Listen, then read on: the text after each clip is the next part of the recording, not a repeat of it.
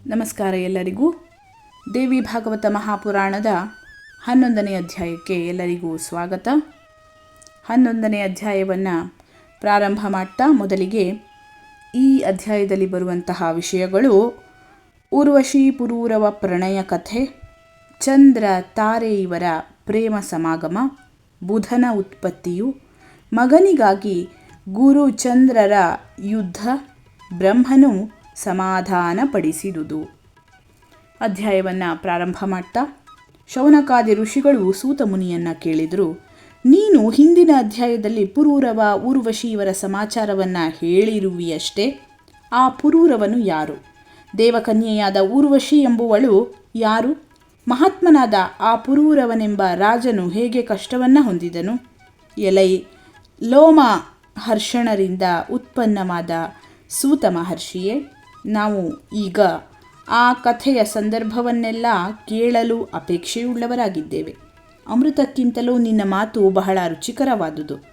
ದೇವತೆಗಳು ಹೇಗೆ ಅಮೃತಪಾನದಿಂದ ತೃಪ್ತರಾಗುವುದಿಲ್ಲವೋ ಹಾಗೆ ನಾವು ಕೂಡ ನಿನ್ನ ಈ ವಚನಾಮೃತಪಾನದಿಂದ ತೃಪ್ತರಾಗದೇ ಇದ್ದೇವೆ ಅಂತ ಶೌನಕಾದಿ ಋಷಿಗಳು ಸೂತ ಮುನಿಯನ್ನು ಕೇಳ್ತಾ ಇದ್ದಾರೆ. ಅದಕ್ಕೆ ಉತ್ತರವನ್ನು ಕೊಡ್ತಾ ಸೂತ ಮುನಿ ಈ ರೀತಿಯಾಗಿ ಹೇಳ್ತಾರೆ: ಎಲೈ ಋಷಿಗಳಿರ, ಬಹಳ ಮನೋಹರವಾಗಿಯೂ ಶ್ರೇಷ್ಠವಾಗಿಯೂ ಇರುವ ಕಥೆಯನ್ನು ಶ್ರೇಷ್ಠನಾದ ವ್ಯಾಸಮುನಿಯಿಂದ ನಾನು ಹೇಗೆ ಕೇಳಿ ತಿಳಿದಿದ್ದೇನೆಯೋ ಹಾಗೆಯೇ ನನ್ನ ಬುದ್ಧಿಶಕ್ತಿಗೆ ಅನುಸಾರವಾಗಿ ಹೇಳುತ್ತೇನೆ, ಕೇಳಿರಿ. ಗುರುವಿಗೆ ಬಹಳ ಪ್ರೀತಿ ಪಾತ್ರಳಾದ ತಾರೆ ಎಂದು ಪ್ರಸಿದ್ಧಳಾದ ಹೆಂಡತಿಯೂ ಇದ್ದಾಳೆ. ಅವಳು ಒಳ್ಳೆಯ ರೂಪವಂತಳಾಗಿಯೂ ಯೌವನ ಶಾಲಿನಿಯಾಗಿಯೂ ಒಳ್ಳೆಯ ಸುಂದರವಾದ ಅವಯವಗಳುಳ್ಳವಳಾಗಿಯೂ ಇದ್ದಾಳೆ. ರೂಪವೂ ಯೌವನವೂ ಇವುಗಳಿಂದ ಕೂಡಿದ ಆ ತಾರೆಯು ಒಂದಾನೊಂದು ದಿವಸ ಯಜ್ಞ ಮಾಡುತ್ತಿದ್ದ ಚಂದ್ರನ ಮನೆಗೆ ಹೋದಳು. ಆಗ ಚಂದ್ರನು ಅವಳನ್ನು ಚೆನ್ನಾಗಿ ನೋಡಿದನು. ಚಂದ್ರನಂತೆ ಮುಖವುಳ್ಳ ಆ ಸುಂದರಿಯನ್ನು ನೋಡಿ ಚಂದ್ರನು ಕಾಮವಶನಾದನು. ಆ ತಾರೆಯೂ ಕೂಡ ಚಂದ್ರನನ್ನು ಚೆನ್ನಾಗಿ ನೋಡಿ ಮನ್ಮಥನಿಂದ ಪೀಡಿತಳಾದಳು. ಹೀಗೆ ಅವರಿಬ್ಬರೂ ಪರಸ್ಪರವಾಗಿ ಪ್ರೇಮವುಳ್ಳವರಾಗಿರಲು ಮದ ಹತ್ತಿದವರಾದ ಆ ತಾರೆಯೂ ಚಂದ್ರನು ಮನ್ಮಥನ ಬಾಣದಿಂದ ಪೀಡಿತರಾಗಿ ಒಬ್ಬರನ್ನೊಬ್ಬರು ಕಾಮಿಸಲಿಕ್ಕೆ ಪ್ರಾರಂಭಿಸಿದರು. ಹೀಗೆ ಮಾಡ್ತಾ ಇರುವಷ್ಟರಲ್ಲಿ ಕೆಲವು ದಿವಸಗಳು ಕಳೆದು ಹೋದವು. ಇತ್ತಲಾಗಿ ಬೃಹಸ್ಪತಿಯು ತಾರೆಯು ಮನೆಗೆ ಬರದೇ ಇದ್ದುದರಿಂದ ದುಃಖವುಳ್ಳವನಾಗಿ ಆ ತಾರೆಯನ್ನು ಮನೆಗೆ ಕರೆದುಕೊಂಡು ಬರಲು ಒಬ್ಬ ಶಿಷ್ಯನನ್ನು ಕಳುಹಿಸಿದನು. ಆ ತಾರೆಯಾದರೂ ಕಾಮದಿಂದ ಚಂದ್ರನಿಗೆ ವಶಳಾಗಿದ್ದುದರಿಂದ ಬೃಹಸ್ಪತಿಯ ಮನೆಗೆ ಬರಲಿಲ್ಲ.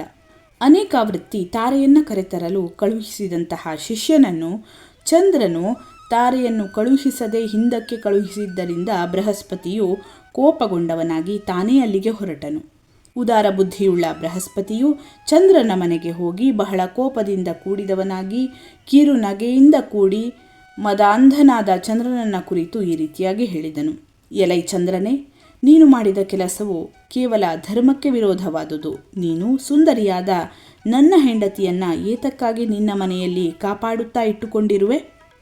ಎಲೈ ಚಂದ್ರನೇ, ನಾನು ನಿನಗೆ ಗುರುವಾಗಿದ್ದೇನೆ. ಅದೂ ಅಲ್ಲದೆ ನೀನು ಈಗ ಯಜ್ಞವನ್ನು ಮಾಡುತ್ತಾ ಇದ್ದೀಯೆ. ಹೀಗಿರುವಾಗ ಎಲೈ ಮೂಢನೆ, ನೀನು ಗುರುವಿನ ಹೆಂಡತಿಯಾದ ತಾರೆಯನ್ನು ಕಾಮಿಸಿದೆಯಾ? ಹಾಗಿಲ್ಲದಿದ್ದರೆ ಅವಳನ್ನು ನಿನ್ನ ಮನೆಯಲ್ಲಿ ಏತಕ್ಕಾಗಿ ಕಾಪಾಡಿ ಇಟ್ಟುಕೊಂಡಿದ್ದೀಯೆ? ಬ್ರಾಹ್ಮಣನನ್ನು ಕೊಂದವನು, ಚಿನ್ನವನ್ನು ಕದ್ದವನು, ಮದ್ಯವನ್ನು ಪಾನ ಮಾಡಿದವನು, ಗುರುಪತ್ನಿ ಗಮನವನ್ನು ಮಾಡಿದವನು, ಇವರುಗಳ ಸಂಪರ್ಕದಲ್ಲಿ ಇರುವವನು, ಈ 5 ಜನಗಳು ಮಹಾಪಾತಕಗಳನ್ನು ಮಾಡಿದವರು ಎಂದೆನಿಸಿಕೊಳ್ಳುತ್ತಾರೆ. ನೀನು ಈ ಸ್ತ್ರೀಯನ್ನು ಅನುಭವಿಸಿದ್ದ ಪಕ್ಷದಲ್ಲಿ ಗುರುಪತ್ನಿಯನ್ನು ಗಮನ ಮಾಡಿದ ಹಾಗಾಯಿತು. ಅದರಿಂದ ಕೆಟ್ಟ ನಡತೆಯುಳ್ಳವನು ಮಹಾಪಾಪಿಯೂ ಆಗಿರುವ ನೀನು ದೇವಲೋಕದಲ್ಲಿ ಇರಲು ಅರ್ಹನಲ್ಲವು. ಎಲೈ ದುಷ್ಟಬುದ್ಧಿಯುಳ್ಳ ಚಂದ್ರನೇ, ಕಪ್ಪಾದ ಓರೆಗಣ್ಣಿನ ನೋಟವುಳ್ಳ ಈ ಲತಾಂಗಿಯನ್ನು ಬಿಡು. ಇವಳನ್ನು ನನ್ನ ಮನೆಗೆ ಕರೆದುಕೊಂಡು ಹೋಗುತ್ತೇನೆ. ಹಾಗೆ ಬಿಡದೇ ಇದ್ದಲ್ಲಿ ನೀನು ಗುರುಪತ್ನಿಯನ್ನು ಅಪಹಾರ ಮಾಡಿದವನು ಎಂಬುದಾಗಿ ತಕ್ಕ ಸ್ಥಳದಲ್ಲಿ ದೂರು ಹೇಳಿ ನಿನ್ನ ಕಾರ್ಯವನ್ನು ಪ್ರಸಿದ್ಧಿಪಡಿಸುತ್ತೇನೆ ಎಂಬುದಾಗಿ ಗುರುವು ಚಂದ್ರನನ್ನ ಕುರಿತು ಹೇಳಿದನು. ಈ ರೀತಿಯಾಗಿ ಹೇಳುತ್ತಿರುವ ಕೋಪಾವಿಷ್ಟನಾಗಿರುವ ಮತ್ತು ಹೆಂಡತಿಯ ವಿಯೋಗದಿಂದ ದುಃಖ ಪಡುತ್ತಿರುವ ಗುರುವನ್ನ ಕುರಿತು ರೋಹಿಣೀಪತಿಯಾದ ಚಂದ್ರನು ಈ ರೀತಿಯಾಗಿ ಹೇಳಿದನು: ಎಲೈ ಗುರುವೇ, ಕ್ರೋಧವಿರುವ ಬ್ರಾಹ್ಮಣರು ಪೂಜೆಗೆ ಯೋಗ್ಯರು ಆಗಲಾರರು. ಧರ್ಮಶಾಸ್ತ್ರವನ್ನು ತಿಳಿದವರಾಗಿಯೂ ಕ್ರೋಧವೆಂಬ ದುರ್ಗುಣವನ್ನು ತ್ಯಜಿಸಿದವರಾಗಿಯೂ ಇರುವ ಬ್ರಾಹ್ಮಣರು ಪೂಜೆಗೆ ಯೋಗ್ಯರಾಗುತ್ತಾರೆ. ಇದಕ್ಕೆ ವಿರುದ್ಧ ಸ್ವಭಾವವುಳ್ಳವರು, ಅಂದರೆ ಧರ್ಮಶಾಸ್ತ್ರವನ್ನು ತಿಳಿಯದೆ ಸಿಟ್ಟಿನಿಂದ ಕೂಡಿರುವವರು ಪೂಜೆಗೆ ಯೋಗ್ಯರಲ್ಲ. ಆದುದರಿಂದ ನೀನು ಕೋಪವನ್ನು ಬಿಡು, ಹಾಗಿಲ್ಲದಿದ್ದರೆ ನೀನು ತಿರಸ್ಕಾರ ತ್ಯಾಗಗಳಿಗೆ ಗುರಿಯಾಗುವೆ ಎಂದು ಗುರುವನ್ನು ಕುರಿತು ಚಂದ್ರನು ಹೇಳಿದನು. ಮತ್ತು ಎಲೈ ದೋಷರಹಿತನಾದ ಗುರುವೇ, ಉತ್ತಮವಾದ ದೇಹಕಾಂತಿಯುಳ್ಳ ಆ ತಾರೆಯು ತನ್ನ ಇಚ್ಛಾನುಸಾರವಾಗಿ ನಿನ್ನ ಮನೆಗೆ ಬರುತ್ತಾಳೆ. ಆದರೆ ಇಲ್ಲಿಯೇ ಕೆಲವು ದಿವಸಗಳು ಇರುವುದರಿಂದ ನಿನಗೇನು ತೊಂದರೆಯು? ಕಾಮಸುಖವನ್ನು ಅನುಭವಿಸಬೇಕೆಂದು ಅಪೇಕ್ಷಿಸುತ್ತಿರುವ ಇವಳು ಇಲ್ಲಿ ತನ್ನ ಇಚ್ಛೆಯಿಂದ ಕೂಡಿದವಳಾಗಿ ಇದ್ದಾಳೆ. ಆದುದರಿಂದ ಇಲ್ಲಿ ಕೆಲವು ದಿವಸಗಳು ಇದ್ದು ಅನಂತರ ಅವಳ ಇಚ್ಛೆ ಬಂದಾಗ ನಿನ್ನ ಮನೆಗೆ ಬರುತ್ತಾಳೆ. ಎಲೈ ಗುರುವೇ, ನೀನೇ ಬಾರ್ಹಸ್ಪತ್ಯ ಮತವನ್ನು ವಿವರಿಸಿರುವಂತಹ ಗ್ರಂಥದಲ್ಲಿ ಪ್ರತಿ ಮಾಸದಲ್ಲಿಯೂ ರಜಸ್ವಲೆಯಾಗುವ ಸ್ತ್ರೀಯರಿಗೆ ಅವರು ಮಾಡಿದ ಪಾಪದ ಲೇಪವೂ ಇಲ್ಲವು ಮತ್ತು ವೇದಾಧ್ಯಯನ ಮಾಡುವ ಬ್ರಾಹ್ಮಣನಿಗೆ ಪಾಪದ ಸಂಪರ್ಕವಿಲ್ಲವು ಎಂಬುದನ್ನು ಹೇಳಿದ್ದೀಯೆ. ಅಲ್ಲದೆ ಪ್ರಾಯಶ್ಚಿತ್ತಂ ಭವೇತ್ ಸ್ತ್ರೀಣಾಂ ಯನ್ಮಾಸೆ ರಜಸಶ್ಚ್ಯುತಿಹಿ ಎಂಬುದಾಗಿ ಧರ್ಮಶಾಸ್ತ್ರವೂ ಇದೆ. ಹೀಗೆ ಚಂದ್ರನು ಬೃಹಸ್ಪತಿಯನ್ನು ಕುರಿತು ಹೇಳಿದುದರಿಂದ ಗುರುವು ಬಹಳ ದುಃಖವುಳ್ಳವನು, ಚಿಂತೆಯಿಂದಲೂ ಕಾಮಬಾಧೆಯಿಂದಲೂ ಸಂಕಟಪಡುವವನೂ ಆಗಿ ಶೀಘ್ರವಾಗಿ ತನ್ನ ಮನೆಗೆ ಹೊರಟು ಹೋದನು. ತನ್ನ ಮನೆಯಲ್ಲಿ ಕೆಲವು ದಿನಗಳನ್ನು ಕಳೆದು ಪುನಃ ಚಿಂತೆಯಿಂದ ಕೂಡಿದ ಗುರುವು ವನಸ್ಪತಿಗಳಿಗೆ ಅಧಿಪತಿಯಾದ ಆ ಚಂದ್ರನ ಮನೆಗೆ ತಿರುಗಿ ಹೋದನು. ಹೀಗೆ ಚಂದ್ರನ ಮನೆಗೆ ಹೋದ ಕೋಪಗೊಂಡಿದ್ದ ಗುರುವನ್ನು ಬಾಗಿಲಲ್ಲಿ ಕಾಯುವವನು ತಡೆಯಲು ಅವನು ಅಲ್ಲಿಯೇ ನಿಂತನು. ಚಂದ್ರನು ಅಲ್ಲಿಗೆ ಇವನನ್ನು ನೋಡಲು ಬರಲಿಲ್ಲ. ಇದರಿಂದ ಮೊದಲೇ ಕೋಪಗೊಂಡಿದ್ದ ಬೃಹಸ್ಪತಿಗೆ ಮತ್ತು ಕೋಪವು ಹೆಚ್ಚಾಯಿತು. ನನಗೆ ಶಿಷ್ಯನಾದ ಇವನು ತಾಯಿಗೆ ಸಮಾನಳಾದ ಗುರುವಿನ ಹೆಂಡತಿಯನ್ನು ಬಲಾತ್ಕಾರವಾಗಿ ಸ್ವೀಕರಿಸಿದ್ದಾನೆ. ಆದುದರಿಂದ ಧರ್ಮಹೀನನು ಪಾಪಕಾರಿಯೂ ಆದ ಇವನಿಗೆ ಈಗ ನಾನು ಶಿಕ್ಷೆಯನ್ನು ಮಾಡಬೇಕಾಗಿದೆ ಎಂದು ಯೋಚಿಸಿ ಬಾಗಿಲಿನ ಹೊರಭಾಗದಲ್ಲಿ ನಿಂತಿದ್ದ ಕೋಪಾವಿಷ್ಟನಾದ ಗುರುವು ಈ ರೀತಿಯಾಗಿ ಹೇಳಿದನು. ದಡ್ಡನೂ ಕೆಟ್ಟ ನಡತೆಯುಳ್ಳವನೂ ದೇವತೆಗಳಲ್ಲೆಲ್ಲ ಬಹಳ ನೀಚನೂ ಆದ ಚಂದ್ರನೇ, ಮನೆಯಲ್ಲಿ ಸುಮ್ಮನೆ ಏಕೆ ಮಲಗಿಕೊಂಡಿದ್ದೀಯೆ? ನನ್ನ ಹೆಂಡತಿಯನ್ನು ಜಾಗ್ರತೆಯಾಗಿ ನನಗೆ ಕೊಡು, ಇಲ್ಲದಿದ್ದರೆ ನಿನಗೆ ಶಾಪವನ್ನು ಕೊಟ್ಟು ಸುಟ್ಟು ಬೂದಿ ಮಾಡಿ ಬಿಡುತ್ತೇನೆ ಎಂಬುದಾಗಿ ಹೇಳಿದನು. ಸೂತನು ಮುಂದುವರಿಸ್ತಾ ಹೇಳ್ತಾನೆ, ಎಲೈ ಋಷಿಗಳಿರ, ಇವೇ ಮೊದಲಾದ ಬೃಹಸ್ಪತಿಯ ಕಠೋರವಾದ ಮಾತುಗಳನ್ನು ಕೇಳಿ ನಕ್ಷತ್ರಪತಿಯಾದಂತಹ ಚಂದ್ರನು ತನ್ನ ಮನೆಯಿಂದ ಹೊರಕ್ಕೆ ಬಂದನು. ಇಲ್ಲಿ ಚಂದ್ರನ ಅಭಿಪ್ರಾಯವೇನೆಂದರೆ, ಈ ಸಮಯದಲ್ಲಿ ಗುರುವಿಗೆ ನಿರಾಶೆಯನ್ನುಂಟು ಮಾಡಬೇಕು. ಹಾಗಿಲ್ಲದಿದ್ದರೆ ಬೃಹಸ್ಪತಿಗೆ ಬಂದಿರುವ ಕೋಪವು ಶಾಂತವಾಗುವುದಿಲ್ಲ. ಹಾಗಾಗದಿದ್ದಲ್ಲಿ ಆಗಾಗ್ಗೆ ಹೀಗೆ ತೊಂದರೆ ಕೊಡುತ್ತಿದ್ದರೆ ನನಗೆ ಸುಖವಿಲ್ಲ. ಆದುದರಿಂದ ಹೇಗಾದರೂ ಇವನಿಗೆ ನಿರಾಶೆಯನ್ನು ಉಂಟು ಮಾಡಬೇಕು ಎಂದು ಯೋಚಿಸಿ ಮನೆಯೊಳಗಿನಿಂದ ಶೀಘ್ರವಾಗಿ ಹೊರಗೆ ಬಂದನು ಎಂಬ ಅಭಿಪ್ರಾಯವು. ಈ ರೀತಿಯಾಗಿ ಕಠಿಣವಾದ ಮಾತನ್ನು ಆಡಿದ ಬೃಹಸ್ಪತಿಯನ್ನು ಕುರಿತು ಚಂದ್ರನು ನಗುತ್ತಾ ಈ ರೀತಿಯಾಗಿ ಹೇಳಿದನು. ಎಲೈ ಬೃಹಸ್ಪತಿಯೇ, ನೀನು ಅನುಪಯುಕ್ತವಾದ ಹೆಚ್ಚು ಮಾತನಾಡುತ್ತಿದ್ದೀಯೆ.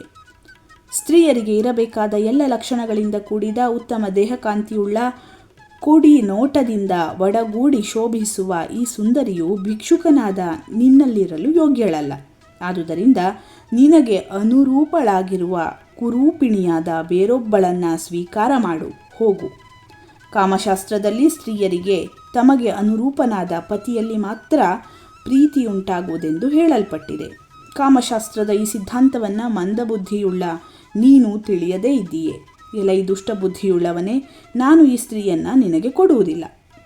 ನಿನ್ನಿಂದ ಏನು ಪ್ರತೀಕಾರವನ್ನು ಮಾಡಲು ಸಾಧ್ಯವೋ ಅದನ್ನು ಮಾಡು, ನಾನಂತೂ ಇವಳನ್ನು ಕೊಡುವುದಿಲ್ಲವು. ಕಾಮಪೀಡಿತನಾದ ನಿನ್ನ ಶಾಪವು ನನ್ನನ್ನು ಏನೂ ಮಾಡಲಾರದು. ಆದುದರಿಂದ ನೀನು ಶಾಪವನ್ನು ಕೊಡುತ್ತೇನೆಂದು ಹೆದರಿಸಬೇಡ. ನಾನಂತೂ ಈ ಸ್ತ್ರೀಯನ್ನು ನಿನಗೆ ಕೊಡುವುದಿಲ್ಲ. ನಿನ್ನ ಇಷ್ಟ ಬಂದ ಹಾಗೆ ಮಾಡು ಎಂಬುದಾಗಿ ಚಂದ್ರನು ಹೇಳಿದನು. ಸೂತನು ಮುಂದುವರಿಸ್ತಾ ಹೇಳಿದ್ನು, ಈ ರೀತಿಯಾಗಿ ಚಂದ್ರನು ಹೇಳಿದ ಅನಂತರದಲ್ಲಿ ಗುರುವು ಕೋಪಗೊಂಡು ಬಹಳ ಚಿಂತೆಯುಳ್ಳವನಾದನು. ಅನಂತರದಲ್ಲಿ ಸಿಟ್ಟಿನಿಂದ ಕೂಡಿದ ಬೃಹಸ್ಪತಿಯು ಇಂದ್ರನ ಮನೆಗೆ ಜಾಗ್ರತೆಯಾಗಿ ಹೋದನು. ದುಃಖ ಪೀಡಿತನಾಗಿರುವಂತಹ ಗುರುವನ್ನು ನೋಡಿ ಇಂದ್ರನು ಪಾದ್ಯ, ಅರ್ಘ್ಯ, ಆಚಮನೀಯ ಇವೇ ಮೊದಲಾದ ಪೂಜಾ ಸಾಮಗ್ರಿಗಳಿಂದ ಸತ್ಕರಿಸಿ ಉಚಿತ ಆಸನದಲ್ಲಿ ಕೂರಿಸಿ ತಾನೂ ಕುಳಿತುಕೊಂಡನು. ಅನಂತರದಲ್ಲಿ ಬಹಳ ಉದಾರವಾದ ಸ್ವಭಾವವುಳ್ಳ ಇಂದ್ರನು ಈ ರೀತಿ ವಿಷಣ್ಣವದನನಾಗಿ ಕುಳಿತಿರುವಂತಹ ಗುರುವನ್ನು ಕುರಿತು, ಪುಣ್ಯಶಾಲಿಯೂ ದೊಡ್ಡ ಋಷಿಯೂ ಆದ ನೀನು ಶೋಕ ಪೀಡಿತನಾಗಿರುವಂತೆ ಕಾಣುತ್ತೀಯೆ. ನಿನಗೆ ಏನು ಚಿಂತೆಯು ಪ್ರಾಪ್ತವಾಗಿರುವುದು? ನನ್ನ ರಾಜ್ಯದಲ್ಲಿ ನನಗೆ ಗುರುವಾದ ನಿನಗೆ ಯಾರಾದರೂ ಅವಮಾನ ಮಾಡಿದರೆ ನನ್ನಲ್ಲಿರುವ ಲೋಕಪಾಲಕರಿಂದ ಸಹಿತವಾದ ಸೈನ್ಯ ಮೊದಲಾದುವೆಲ್ಲವೂ ನಿನ್ನ ಅಧೀನವಾಗಿದೆ. ಅಲ್ಲದೆ ಬ್ರಹ್ಮ ವಿಷ್ಣು ಶಂಭು ಇವರುಗಳು ಮತ್ತು ಇತರ ದೇವಶ್ರೇಷ್ಠರು ಯಾರು ಯಾರು ಇದ್ದಾರೆಯೋ ಅವರೆಲ್ಲರೂ ನಿನಗೆ ಸಹಾಯ ಮಾಡುತ್ತಾರೆ. ಆದುದರಿಂದ ಈಗ ನಿನಗೆ ಪ್ರಾಪ್ತವಾಗಿರುವ ಚಿಂತೆಯು ಯಾವುದು ಹೇಳು? ಇಂದ್ರನು ಈ ರೀತಿಯಾಗಿ ಕೇಳಿದ ಮೇಲೆ ಗುರುವು ಇಂದ್ರನನ್ನ ಕುರಿತು ಈ ರೀತಿಯಾಗಿ ಉತ್ತರವನ್ನು ಹೇಳಿದ್ನು. ಎಲೈ ಇಂದ್ರನೇ, ಒಳ್ಳೆಯ ಕಣ್ಣುಗಳಿಂದ ಶೋಭಿಸುವ ನನ್ನ ಹೆಂಡತಿಯಾದ ತಾರೆಯನ್ನು ಚಂದ್ರನು ಅಪಹರಿಸಿದ್ದಾನೆ. ಪದೇ ಪದೇ ಹೋಗಿ ಪ್ರಾರ್ಥಿಸಿದರೂ ದುಷ್ಟ ಸ್ವಭಾವವುಳ್ಳ ಆ ಚಂದ್ರನು ಅವಳನ್ನು ನನಗೆ ಕೊಡುವುದಿಲ್ಲ. 100 ಯಜ್ಞಗಳನ್ನು ಮಾಡಿರುವ ದೇವತೆಗಳಿಗೆ ಒಡೆಯನಾದ ಇಂದ್ರನೇ, ಈಗ ನಾನೇನನ್ನು ಮಾಡಲಿ? ಹೀಗೆ ದುಃಖ ಹೊಂದಿರುವ ನನಗೆ ನೀನೇ ಗತಿಯು. ನೀನು ನನಗೆ ಸಹಾಯವನ್ನು ಮಾಡು ಎಂದು ಕೇಳಿದನು. ಗುರುವಿನ ಮಾತನ್ನು ಕೇಳಿ ಇಂದ್ರನು ಹೇಳುತ್ತಾನೆ, ಧರ್ಮವನ್ನು ತಿಳಿದವನು ನಿಯಮಗಳನ್ನು ಪಾಲಿಸುವವನು ಆದ ಗುರುವೇ, ಇದಕ್ಕಾಗಿ ನೀನು ದುಃಖಿಸಬೇಡ. ನೀನು ನನಗೆ ಗುರುವಾದುದರಿಂದ ನಾನು ನಿನಗೆ ದಾಸನಾಗಿದ್ದೇನೆ. ಎಲೈ ಬಹಳ ಬುದ್ಧಿವಂತನೇ, ನಾನು ನಿನ್ನ ಹೆಂಡತಿಯನ್ನು ನಿಶ್ಚಯವಾಗಿಯೂ ಕರೆತರುತ್ತೇನೆ. ನಾನು ಮೊದಲು ಒಬ್ಬ ದೂತನನ್ನು ಕಳುಹಿಸುತ್ತೇನೆ. ಆಮೇಲೆ ಆಗಲೂ ಆ ಕೊಬ್ಬಿದ ಚಂದ್ರನು ಅವಳನ್ನು ಕಳುಹಿಸಿಕೊಡದಿದ್ದಲ್ಲಿ ದೇವ ಸೈನ್ಯದಿಂದ ಕೂಡಿದವನಾಗಿ ಅವನೊಡನೆ ಆಮೇಲೆ ಯುದ್ಧವನ್ನು ಮಾಡುತ್ತೇನೆ. ಈ ರೀತಿಯಾಗಿ ಇಂದ್ರನು ಗುರುವನ್ನು ಸಮಾಧಾನಪಡಿಸಿ ಮಾತನಾಡುವುದರಲ್ಲಿ ಅತಿ ಚತುರನಾದ ಒಬ್ಬ ದೂತನನ್ನು ಚಂದ್ರನ ಹತ್ತಿರಕ್ಕೆ ಈ ಸಮಾಚಾರವನ್ನು ತಿಳಿಸುವುದಕ್ಕಾಗಿ ಕಳುಹಿಸಿದನು. ಬುದ್ಧಿವಂತನಾದ ಆ ದೂತನು ಜಾಗ್ರತೆಯಾಗಿ ಚಂದ್ರಲೋಕಕ್ಕೆ ಹೋಗಿ ಅಲ್ಲಿ ಚಂದ್ರನನ್ನು ಕುರಿತು ಈ ರೀತಿಯಾಗಿ ಇಂದ್ರನ ಮಾತಿನಿಂದಲೇ ಹೇಳಿದನು. ಎಲೈ ಪುಣ್ಯವಂತನೇ, ಇಂದ್ರನು ನನ್ನನ್ನು ನಿನ್ನ ಹತ್ತಿರಕ್ಕೆ ಈ ಮಾತುಗಳನ್ನು ಹೇಳುವುದಕ್ಕಾಗಿ ಕಳುಹಿಸಿರುತ್ತಾನೆ. ಎಲೈ ಬುದ್ಧಿಶಾಲಿಯೇ, ಒಡೆಯನಾದ ಇಂದ್ರನು ಯಾವ ಮಾತನ್ನು ಹೇಳಿರುತ್ತಾನೆಯೋ ಅದರಂತೆಯೇ ನಿನಗೆ ಹೇಳುತ್ತೇನೆ ಕೇಳು. ಪುಣ್ಯಶಾಲಿಯಾದ ಚಂದ್ರನೇ, ನೀನು ಧರ್ಮವನ್ನೆಲ್ಲ ತಿಳಿದುಕೊಂಡಿರುತ್ತೀಯೇ, ಅಲ್ಲದೆ ನೀತಿಶಾಸ್ತ್ರವನ್ನೂ ತಿಳಿದಿರುವೆ ಮತ್ತು ಧರ್ಮಿಷ್ಠರಾದ ಅತ್ರಿ ಋಷಿಗಳ ಮಗನೂ ಆಗಿದ್ದೀಯೆ. ಆದುದರಿಂದ ನೀನು ಇಂಥ ಕೆಲಸವನ್ನು ಮಾಡಬಾರದು. ತಿಳಿದು ಕೆಟ್ಟ ಕೆಲಸವನ್ನು ಮಾಡುವುದು ಬಹಳ ಪಾಪವನ್ನು ಉಂಟು ಮಾಡುವುದೆಂದು ತಾತ್ಪರ್ಯ. ಲೋಕದಲ್ಲಿ ಎಲ್ಲ ಪ್ರಾಣಿಗಳು ತಮ್ಮ ತಮ್ಮ ಹೆಂಡತಿಯರನ್ನು ತಮಗೆ ಶಕ್ತಿ ಇರುವ ಮಟ್ಟಿಗೆ ಜಾಗರೂಕತೆಯಿಂದ ಕಾಪಾಡಬೇಕಾದುದು ಅವರವರ ಧರ್ಮವು. ಆ ಕಾರಣದಿಂದ ಕಲಹವೂ ಸಂಭವಿಸುವುದುಂಟು, ಇದರಲ್ಲಿ ಸಂದೇಹವಿಲ್ಲವು. ಎಲೈ ಅಮೃತಕ್ಕೆ ನಿಧಿಯಾಗಿರುವ ಚಂದ್ರನೇ, ನಿನಗೆ ನಿನ್ನ ಪತ್ನಿಯನ್ನು ಕಾಪಾಡುವುದರಲ್ಲಿ ಹೇಗೆ ಆದರವಿದೆಯೋ ಅದರಂತೆಯೇ ಗುರುವಿಗೂ ಇದೆ. ಆದುದರಿಂದ ಎಲ್ಲ ಪ್ರಾಣಿಗಳನ್ನು ನಿನ್ನಂತೆಯೇ ಎಂಬುದಾಗಿ ತಿಳಿ. ಹೇ ಚಂದ್ರನೇ, ನಿನಗೆ ಅನುಭವಿಸಲು ದಕ್ಷನ ಪುತ್ರಿಯರಾದ ಸುಂದರಿಯರಾದ 28 ಜನ ಶೋಭನಾಂಗಿಯರು ಇರುವರು. ಹೀಗಿರುವಾಗ ಗುರುಪತ್ನಿಯನ್ನು ಭೋಗಿಸಲು ನಿನಗೆ ಇಚ್ಛೆಯು ಹೇಗೆ ಉಂಟಾಯಿತು? ದಕ್ಷನ ಪುತ್ರಿಯರಿಲ್ಲದೆ ಸ್ವರ್ಗದಲ್ಲಿ ಮೇನಕೆಯೇ ಮೊದಲಾದ ಸುಂದರ ಸ್ತ್ರೀಯರು ವಾಸವಾಗಿದ್ದಾರೆ. ಅವರನ್ನು ನಿನ್ನ ಮನಸ್ಸು ಬಂದ ಹಾಗೆ ಅನುಭವಿಸು. ಆದರೆ ಗುರುವಿನ ಪತ್ನಿಯಾದ ತಾರೆಯನ್ನು ಬಿಟ್ಟು ಬಿಡು. ಲೋಕದಲ್ಲಿ ಯಜಮಾನರಾದ ದೊಡ್ಡವರೇ ಅಹಂಕಾರದಿಂದ ಕೂಡಿದವರಾಗಿ ಪಾಪ ಕೆಲಸವನ್ನು ಮಾಡಿದರೆ ಏನೂ ತಿಳಿಯದ ಪಾಮರರು ಅವರನ್ನು ಅನುಸರಿಸುತ್ತಾರೆ. ಅದರಿಂದ ಧರ್ಮವು ಹಾಳಾಗುತ್ತದೆ. ಎಲೈ ಪುಣ್ಯಶಾಲಿಯಾದ ಚಂದ್ರನೇ, ಆದುದರಿಂದ ಸುಂದರಳಾದ ಗುರುವಿನ ಪತ್ನಿಯನ್ನು ಬಿಡು. ನಿನ್ನ ಈ ಕಾರಣದಿಂದ ದೇವತೆಗಳಲ್ಲಿ ಪರಸ್ಪರ ಜಗಳ ಉಂಟಾಗದಿರಲಿ. ಅಂದರೆ ನೀನು ತಾರೆಯನ್ನು ಕೊಡದಿದ್ದಲ್ಲಿ ಇಂದ್ರನು ಯುದ್ಧಕ್ಕೆ ಬರುತ್ತಾನೆ, ಆಗ ದೇವತೆಗಳಲ್ಲಿ ಪರಸ್ಪರ ಕಲಹ ಉಂಟಾಗುವುದು ಎನ್ನುವಂತಹ ಅಭಿಪ್ರಾಯ. ಸೂತನು ಮುಂದುವರಿಸ್ತಾ ಹೇಳ್ತಾನೆ, ಈ ರೀತಿಯಲ್ಲಿ ದೂತನು ಹೇಳಿದ ಇಂದ್ರನ ಮಾತನ್ನು ಕೇಳಿ ಚಂದ್ರನು ಸ್ವಲ್ಪ ಕೋಪಗೊಂಡವನಾಗಿ ಇಂದ್ರನ ದೂತನನ್ನು ಕುರಿತು ಅರ್ಥಗರ್ಭಿತವಾದ ಮಾತನ್ನು ಮುಂದೆ ಹೇಳುವ ರೀತಿಯಲ್ಲಿ ಹೇಳಿದನು.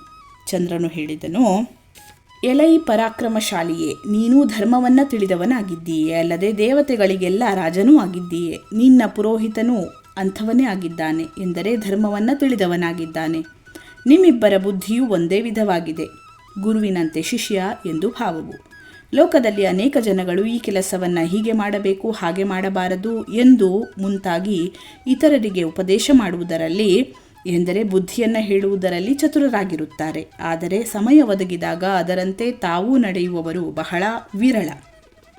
ಇಲ್ಲಿ ಪರದಾರ ಅಪಹರಣವು ನಿಷಿದ್ಧವೆಂದು ನೀನು ನನಗೆ ಹೇಳುತ್ತೀಯೆ. ನೀನಾದರೂ ಅಹಲ್ಯೆಯನ್ನು ಸ್ವೀಕರಿಸಿದ್ದೆ ಎಂದು ಚಂದ್ರನ ಅಭಿಪ್ರಾಯವು.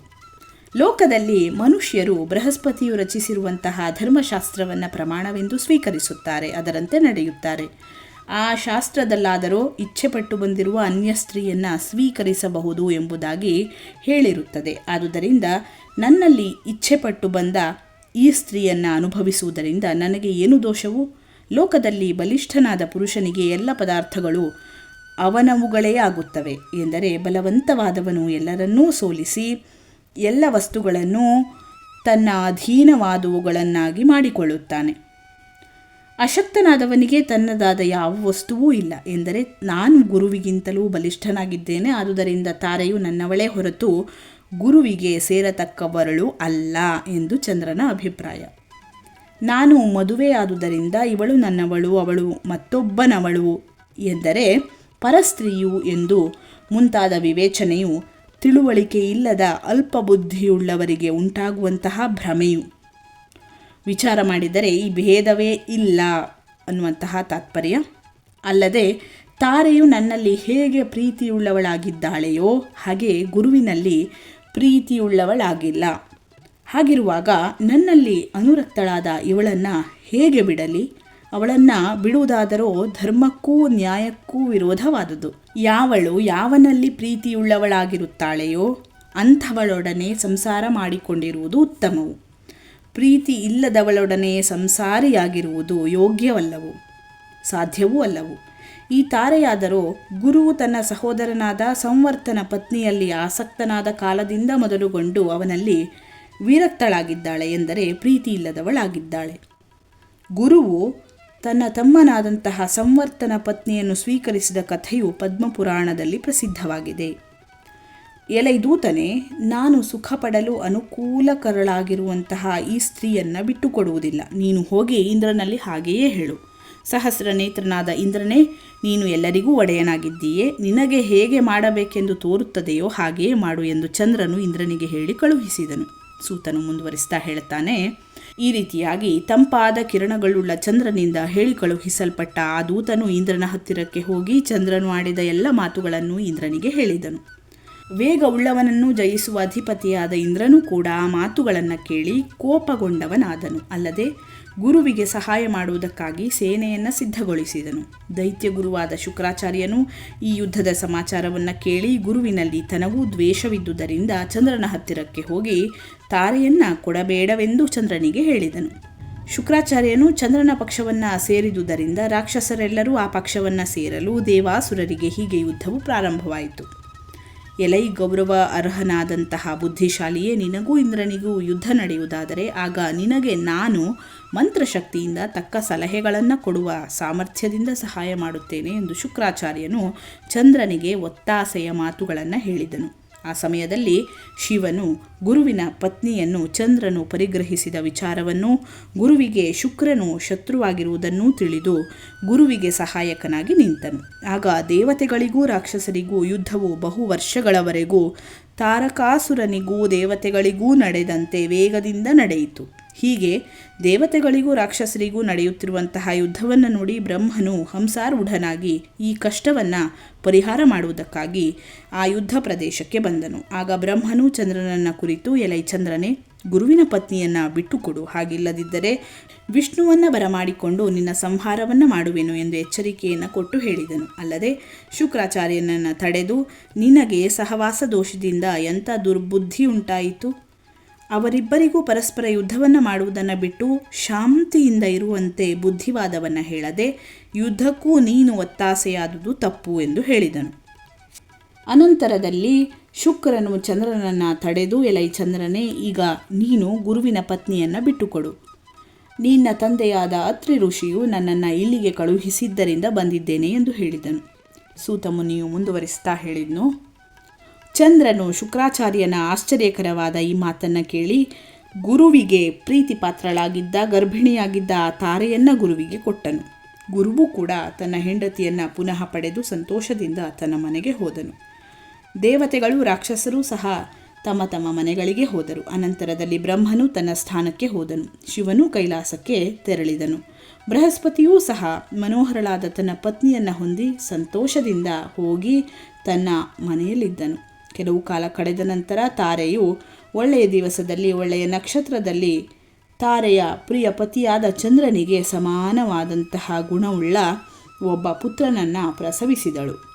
ಮಗನು ಹುಟ್ಟಿದುದನ್ನು ಗುರುವು ನೋಡಿ ಬಹಳ ಸಂತೋಷಗೊಂಡವನಾಗಿ ಆ ಮಗುವಿಗೆ ಶಾಸ್ತ್ರೋಕ್ತವಾಗಿ ಜಾತಕರ್ಮಾದಿ ಸಂಸ್ಕಾರಗಳನ್ನು ಮಾಡಿದನು. ಚಂದ್ರನು ಕೂಡ ಮಗನು ಹುಟ್ಟಿದ ಸಮಾಚಾರವನ್ನು ಕೇಳಿದನು. ಎಲೈ ಋಷಿಗಳಿರ, ಅನಂತರದಲ್ಲಿ ಬುದ್ಧಿವಂತನಾದ ಚಂದ್ರನು ಗುರುವಿನ ಹತ್ತಿರಕ್ಕೆ ಒಬ್ಬ ದೂತನನ್ನು ಕಳುಹಿಸಿದನು. ಎಲೈ ಗುರುವೇ, ಆ ಬಾಲಕನೂ ನಿನ್ನ ಮಗನಲ್ಲವು, ಅವನು ನನ್ನಿಂದ ಹುಟ್ಟಿದ್ದಾನೆ. ಹೀಗಿರುವಾಗ ನೀನು ಹೇಗೆ ಅವನಿಗೆ ಜಾತಕರ್ಮಾದಿ ಸಂಸ್ಕಾರಗಳನ್ನು ಮಾಡಿದೆ ಎಂದು ಆಕ್ಷೇಪಿಸಿ ಹೇಳಿ ಕಳುಹಿಸಿದನು. ಆ ದೂತನ ಮಾತನ್ನು ಕೇಳಿ ಬೃಹಸ್ಪತಿಯು, ಈ ಬಾಲಕನು ನನ್ನನ್ನೇ ಹೋಲುತ್ತಾ ನನಗೇ ಸಮಾನನಾಗಿರುವುದರಿಂದ ನನ್ನ ಮಗನೇ ಹೌದು, ಈ ವಿಷಯದಲ್ಲಿ ಸಂದೇಹವಿಲ್ಲವೂ ಎಂದನು. ಪುನಃ ಅವರಿಗೆ ಜಗಳ ಪ್ರಾರಂಭವಾಗಿ ದೇವತೆಗಳೂ ರಾಕ್ಷಸರು ಮತ್ತೆ ಯುದ್ಧಕ್ಕಾಗಿ ಬಂದು ಸೇರಿದರು.